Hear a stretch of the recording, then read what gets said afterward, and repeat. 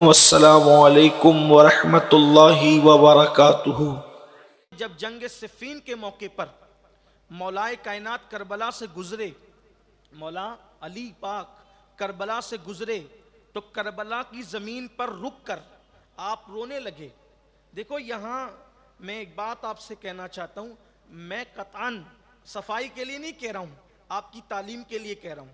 ہاں، ہم صفائی پیش نہیں کر رہے، ہمیں کسی کی صنعت کی یا صفائی کی ضرورت نہیں ہے کہ یہ جو بار بار کہا جاتا ہے نا کہ کربلا کے واقعات سن کر سنا کر روتے ہیں، یہ رافضیوں کا طریقہ ہے۔ میں کہتا ہوں کہنے والے صرف ایک مرتبہ کم سے کم خطبات محرم ہی پڑھ لیں، جنہیں ہم فقیہ ملت کہتے ہیں نا، ان کی کتاب ہی پڑھ لیں، یا کم سے کم ایک مرتبہ علامہ ارشد القادری کو پڑھ لیں، یا کم سے کم ایک مرتبہ علامہ نظامی کو پڑھ لیں، یا کم سے کم ایک مرتبہ سید نعیم الدین مراد آبادی کو پڑھ لیں، یا کم از کم بہت مختصر سی کتاب آئین قیامت مستائے زمن حسن بریلوی کی کتاب ہی پڑھ لیں۔ حضرت مولانا حسن بریلوی جو برادر اعلیٰ حضرت ہے، جن کا مشہور کلام ہے کہ وہ ہم بار بار پڑھتے ہیں، کس زباں سے ہو بیاں داستان اہل بیت، مدح گوئے مصطفیٰ ہے مدح خان اہل بیت۔ یہ جو بار بار تاثر دیا جاتا ہے بعض لوگوں کی طرف سے کہ ذکر حسین سن کر رونا منع ہے، رونا منع، میں یہ نہیں کہتا کہ زبردستی اوروں کی طرح رو اور پیٹو، یہ ہمارا مسلک نہیں ہے، لیکن محبت کے کچھ تقاضے ہوتے ہیں، کچھ تقاضے محبت ہوتے ہیں، محبت کے تقاضے ہوتے ہیں۔ بیٹے کی میت پہ روتے ہیں لوگ، اور برسوں کے بعد مرا ہوا بیٹا یاد آ جاتا ہے تو بھی لوگ روتے ہیں لوگ۔ تو جب برسوں کے بعد مرا ہوا بیٹا یاد آئے، جب اس کی محبت رلا سکتی ہے، تو برسوں کے بعد اگر داستان حسین رلاتی ہے تو میں سمجھتا ہوں کہ یہ رافضیت نہیں بلکہ یہ محبت ہے۔ ہم ماتم والے لوگ نہیں، نہ ماتم کے قائل ہیں، ہم ماتم کو حرام سمجھتے ہیں، لیکن یہ بات یاد رکھیں کہ جب جب بھی کربلا لوگوں کے سامنے بیان ہوا تو اہل محبت کی آنکھیں ضرور بھیگی ہیں، دل ضرور نرم پڑے ہیں۔ حضرت مولائے کائنات علی مرتضیٰ کرم اللہ تعالی وجہ الکریم جب کربلا شریف سے گزرے، صفین کے موقع پر سفر میں تھے، کربلا میں رکے اور آپ کی آنکھوں میں آنسو تھے۔ لوگوں نے پوچھا کیوں رو رہے ہیں آپ؟ علی پاک روئے، علی روئے، علی خیبر میں جو نہ روئے، خندق میں جو نہ روئے، بدر و احد میں جو نہ روئے، جو ڈٹ جائے وہ کربلا میں آ کے روتے ہیں۔ محبت رلا رہی ہے تو پوچھا کہ یہ آپ کیوں رو رہے ہیں؟ فرمایا کہ یہ کربلا وادی طف ہے یہ، اور یہیں پر میرا بیٹا حسین اپنے تمام آوان و انصار کے ساتھ شہید ہوگا۔ یعنی جگہ بھی پتہ ہے، اور اتنا ہی نہیں، یہ بھی پتہ ہے کہ یہاں ان کے اونٹ بیٹھیں گے، یہاں ان کے خیمے لگیں گے، یہاں ان کے کجاوے رکھے جائیں گے۔ اونٹ کے اوپر جو لکڑی کا حصہ ہوتا ہے نا، اس کو کجاوا کہتے ہیں، یعنی کہ کجاوا کہاں رکھا جائے گا یہ بھی نبی کے گھر والوں کو پتا تھا، باب مدینۃ العلم کو یہ بھی پتا تھا، اور آپ رو رہے تھے وہاں کربلا شریف کے اندر۔ میرے پیارے آقا صلی اللہ علیہ وسلم کے پیارے دیوانوں، تو کربلا بہت مشہور تھی، داستان کربلا بھی مشہور تھی۔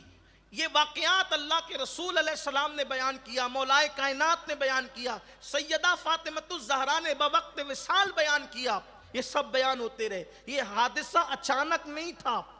اور پھر اس کے بعد آپ دیکھیں، ابھی اگر وقت رہا تو ہم اس پر آئیں گے کہ جس دن حضور اکرم صلی اللہ علیہ وسلم کی گود میں امام حسین کو لایا گیا، تو اس وقت پہلی مرتبہ جب حسین پاک اپنے نانا کی گود میں آئے تھے، اس وقت حضور کی آنکھوں میں آنسو تھے، اور حضور دعا کر رہے تھے، اللہم آت الحسین صبرا و اجرا، کہ اللہ میرے حسین کو صبر اور اجر عطا فرما۔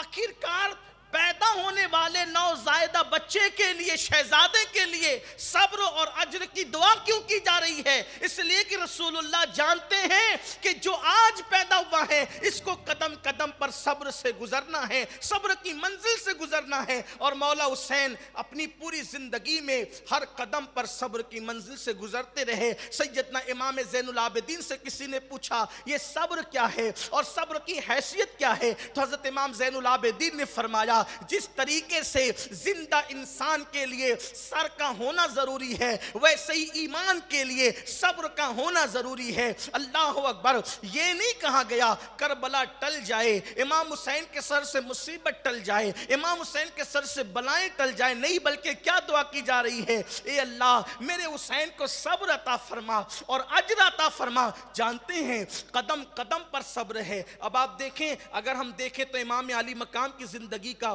یہ گوشہ بھی بیان کیا جا سکتا ہے، لیکن وقت کی ہم ابھی اس کو تیزی سے گزریں گے۔ حسین صبر کے راستے میں جو ہے وہ منزل بمنزل کیسے آگے بڑھتے ہیں، دیکھو صبر کی کیفیت کیا ہے اور کیسے گزرے ہیں امتحان سے۔ ابھی 7 سال کی عمر ہے کہ نانا جان کا وصال ہو گیا، کتنا غم ہوگا، کتنی تکلیف ہوگی، کس طریقے سے اداسی ہوگی۔ اللہ اکبر، 7 سال کی عمر ہے اور نانا جان کا وصال ہو گیا۔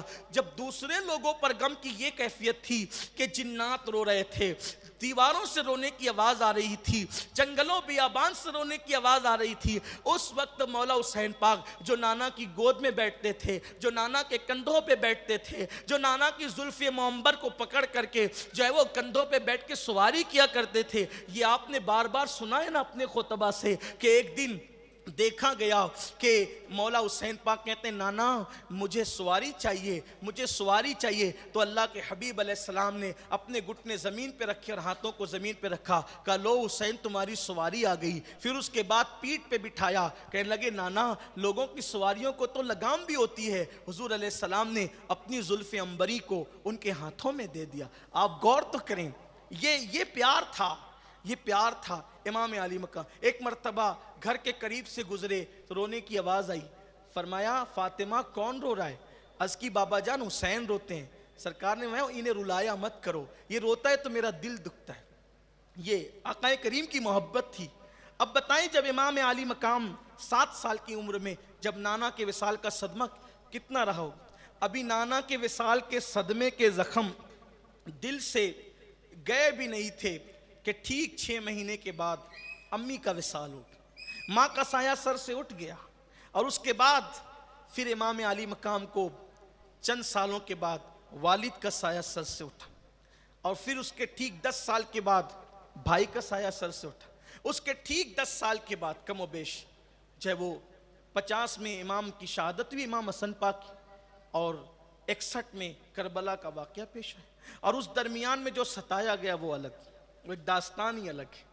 اگر ایک ایک لمحہ، ایک ایک سال، 56 سال میں سے ایک ایک سال اگر بیان کیا جائے، زبان پہ میں قابو نہیں، دل میں ہمت نہیں، کلیجہ کانپ جائے، اور وہ بھی کسی ایسے آدمی سے جس کی خون کی شریانیں اس عرش مقام کی شریانوں، خون کی شریانوں سے منسلک ہوتی ہو، ان کے لیے تو قطعاً ممکن نہیں۔